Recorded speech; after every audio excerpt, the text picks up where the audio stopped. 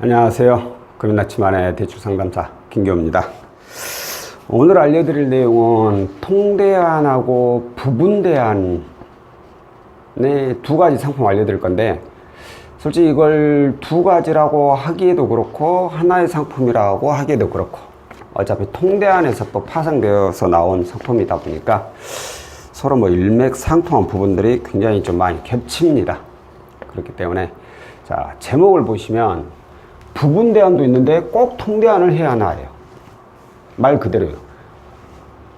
부분대안을 할 수 있는데 통대안. 그렇다면 곧 무슨 뜻이냐? 자, 부분대안이 어떤 얘기냐면, 부분대안에 대해서 설명을 드리기 전에 통대안에 대해서 먼저 설명을 드리는 게 낫겠네요. 통대안은 현재 가지고 있는 고금리 채무를 이거 시작하자마자 글씨를, 이 고금리 채무를 전액 선 상환이죠. 먼저 다 상환을 하고, 상환 후 저금리부터 다시 대출을 받는 그런 방식을 말하죠. 자, 여기서 잘 보시면 고금리 채무라고 하면 안 되겠네요. 생각해보니까. 모든 채무라 해야 되겠네요. 통대안은. 그잖아요. 모든 채무. 자, 고금리든 저금리든 상관이 없죠. 모든 채무 전액 선상환이에요. 전액.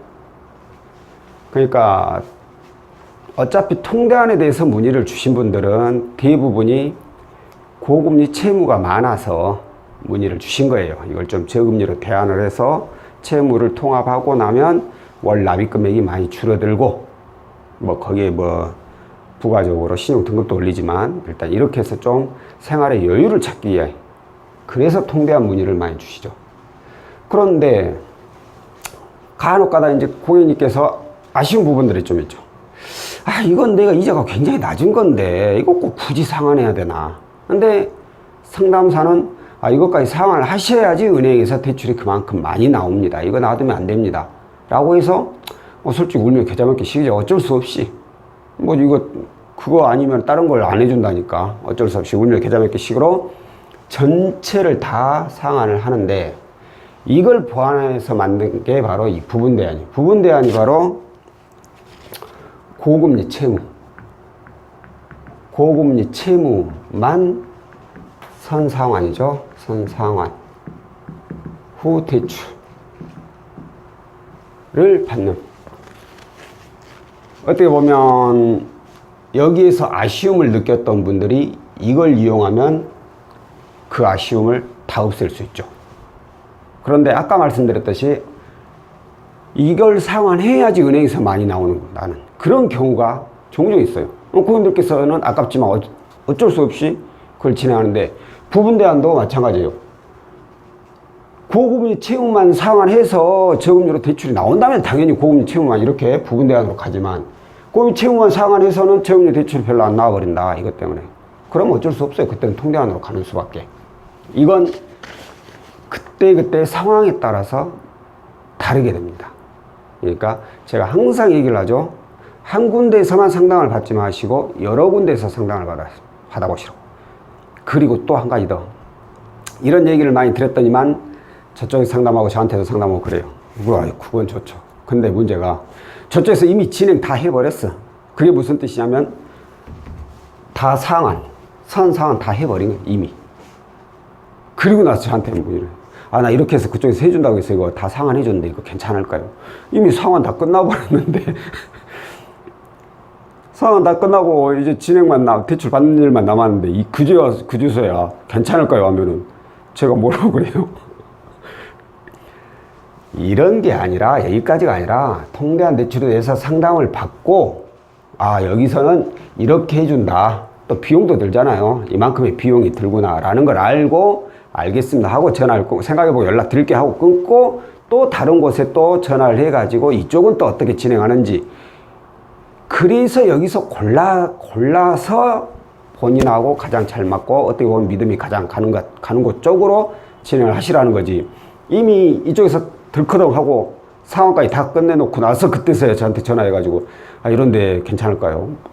뭐라고요 제가. 이미 다 상황 끝나버렸으면 그냥 진행해야지. 방법이 없죠. 자, 일단 통대안하고 부분대안에 대한 조건에 대해서 차이점에 대해서 설명을 드렸고요. 자, 오늘 알려드릴 분이 이제 바로 그런 내용인데 한번 이번에 상황을 좀 볼게요. 자, 일단은 외관법인 기업체에서 4대 보험이 적용되는 정규직 직원으로 근무하고 계시고 입사일은 2016년 2월달, 연봉은 3,300만 원이신 분입니다. 이분께서 가지고 있는 대출을 보니까 학자금 대출, 학자금으로 1,244만 원, 그리고 햇살론으로 960만 원, 그리고 저축은행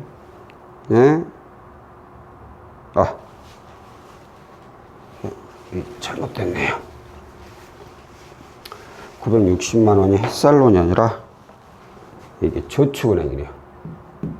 저축은행, 그리고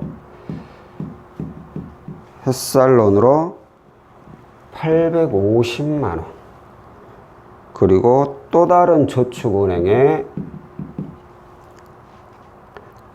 572만 원, 그리고 사이돌 2 상품으로 562만 원, 그리고 또 다른 저축은행이 좀 많네요. 479만 원. 현금 서비스로 120만 원에 또 대부 2건에 300만 원. 다 보이죠? 자, 이렇게 해서 이 총 금액이 제가 미리 계산을 했는데 5,087만 원이에요. 자, 금리를 대충 볼까요? 금리를 보면 얘는 뭐 2%대, 저축은행 대충 볼게요. 뭐 20%, 햇살론 9%대, 저축은행 20%, 사이돌 2 17% 정도, 저축은행 20% 적고, 현금 서비스도 뭐 거의 20% 적고, 대부 24%. 5천만 원에서 1,200이면 약 3,800만 원 정도. 그러네요. 자, 여기서부터 이까지 3,843만 원. 이 금액은 다 고금리. 그리고 여기에 있는 1,244만 원, 이것만 저금리.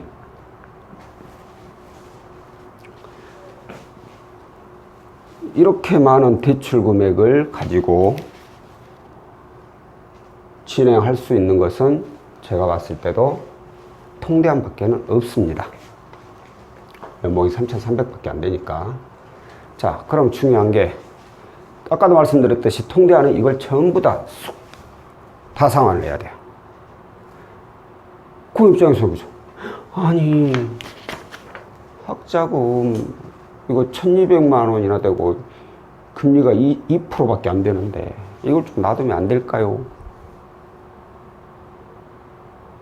라고 해봤자 대부분 이걸 5,087만 다 상환해야 된다. 이렇게 나와요. 그래서 고객님께서 그쪽에서 한번 상담을 받고 또 저한테 연락을 주셨죠. 이걸 어떻게 해서든 좀 남겨보고 싶어서. 자, 그러면 나머지가 3,843만. 여기서부터 이제 계산을 잘해야 돼, 그럼. 자, 저희 같은 경우에는 학자금 있으면 가능한 남기려고 합니다. 워낙 이자가 낮으니까 금액이 한 500 이하 이렇게 적어버리면 그러면 그때는 그냥 상환을 해버려요. 아예. 그런 경우가 많아요. 안 하는 경우도 솔직히 종종 있고요. 근데 그 금액 때문에 은행에서 나올 비중이 적어진다. 그러면 소액 같은 경우에 상환을 하는데 이분은 소액이 아니에요. 그렇다면 이걸 놔두고 나머지 3,840, 연봉이 3,300만 원, 외관법인. 은행에서 나올 확률 한 100% 정도 잡아요. 연봉에. 그럼 3,300인데 1,200을 이용하고 있으니까 거의 이분은 나오면 한 2,000 정도 나오지 않을까 라는 예상을 하게 됩니다. 그러면 3,800에서 2,000 나오면 나머지 1,800 얼마가 문제잖아요. 자, 그러면 햇살론은 한번 상환하면 또다시 이용할 수 있죠. 연봉이 3,300이니까 햇살론으로 1,500 나와요. 그러면 약 300 얼마 비용 포함해서 한 5, 600 이 정도 더 빼야 되죠. 700 정도. 그러면은 그 나머지는 이제 어쩔 수 없이 사이돌2 중금리 상품 이런 걸 이용하게 됩니다. 자, 고객님한테 얘기를 들었죠.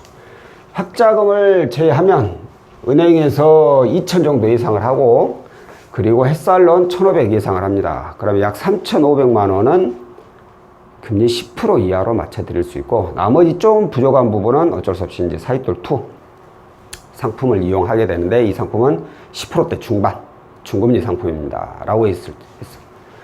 고객께서는 이것을 놔두고 그대로 진행을 한다니까 그런다고 해서 은행 저금리가 적게 나오냐. 은행 2,000에 햇살론 1,500, 3,500이 10% 이하예요. 3,800만 원이 고금리 대출인데 그렇지 않구나. 햇살론 또 빼야 되구나. 3,000만 원이네요. 3,000만 원이 고금리 대출인데 그리고 나머지 800이 저금리고 햇살론이고 그럼 합이 3,800인데 3,800 중에 그냥 고금리라고 할게요. 3,800 중에 3,500이 500을 10% 이하의 금리로 대출받고 나머지 몇백만 원 정도만 충금리로 받는다면 안 할 이유가 없죠. 개인이 학자금까지 상환했다가 금리 2%짜리 없어요. 은행에서 2%짜리 나올 수가 없죠. 보통 은행에서 나올 수 있는 게 외관법인이면 상황에 따라 차이는 있겠지만 저희가 한 6%에서 8% 정도 이상을 하거든요. 이거에 3, 4배 올라가 버려요. 2%. 너무 아깝잖아요. 그래서 이걸 놔두고 나머지 거 하는 거죠. 고객께서는 당연히 이제 오케이 하시죠. 왜? 이거 그대로 들 수 있고 이거 그대로 놔뒀으니까 그만큼 비용도 줄일 수 있는 것이고. 그래서 기존에 있는 걸 먼저 전액 다 학자금을 놔둔 나머지 금액만 딱 상환을 하고 그리고 나서 전산에 삭제되는 걸 확인한 후 등급이 오른 것도 확인하고 고객님 주거래 은행에 갔어요. 은행에 갔더니만 2,400만 원이 나왔습니다. 2,400만 원에 금리가 6.4%. 아주 잘 나왔죠. 2,000만 원 예상했지만 400만 원 예상보다 더 나왔어요. 나머지 아까 말씀드린 대로 햇살론 1,500. 이것은 9.24%. 3,900. 3,843만 원인데 3,900. 가지고 있는 모든 금액이 전부 다 10% 이하의 저금리로 통합이 돼버린 거죠, 이제. 저거 다시 학자금. 1,244만 원. 3,000, 4,000, 900, 5,144만 원. 5,087만 원인데 5,144만 원이 된 거예요, 이분은. 3,800이나 되는 고금리가 그냥 5,144만 원 전부 다 저금리로 대안이 돼버린 거죠. 통대안을 하지 않고 부분 대안만을 했는데 이러면 통대안을 할 필요가 없잖아요. 다 상환한다고 해서 능사가 아니라는 뜻이죠. 다 상환하면 솔직히 이분은 더 많이 나와요. 금액이. 왜? 연봉이 3,300이고 예관법인이라고 했으니까 100% 정도 예상한다고 했잖아요. 그럼 3,300을 은행에서요 뺀다 쳐요. 은행에서 예를 들어서 보이죠? 3,300 나오고, 그 다음 햇살론 1,500. 4,800이에요. 아닌데? 더 적게 나온다. 이걸 놔두고 왔더니. 근데 이게 더 나왔구나 생각해보니까 3,300보다 더 나와서 그러는데, 어차피 하더라도 이게 많이 동일하다고 하더라도 2%짜리가 금리가 올라가 버리는 거죠. 그 입장에서는 솔직히 좀 아쉬운 부분이 커지죠. 그렇게 된다면. 그렇기 때문에 통대안이라는 것을 해당 업체에서 무조건 해야 된다고 하면 알겠다고 생각해 보겠다고 하고 일단 상담을 마무리하고 또 다른 곳에 또 상담을 받아보세요. 그래서 내가 정말 이거 밀기 싫은 게 있다. 이걸까지 꼭 상환을 해야 되느냐라고 했는데 그건 굳이 상환하지 않아도 됩니다라고 한다면 차라리 그곳에 의뢰를 하는 게 모든 면에서 더 낫죠. 자, 오늘은 굳이 통대안을 하지 않고 부분 대안을 이용해 가지고 저금리로 대안한 사례에 대해서 설명을 해드렸고요. 다음번에는 또 다른 상품으로 찾아뵙도록 하겠습니다. 고맙습니다.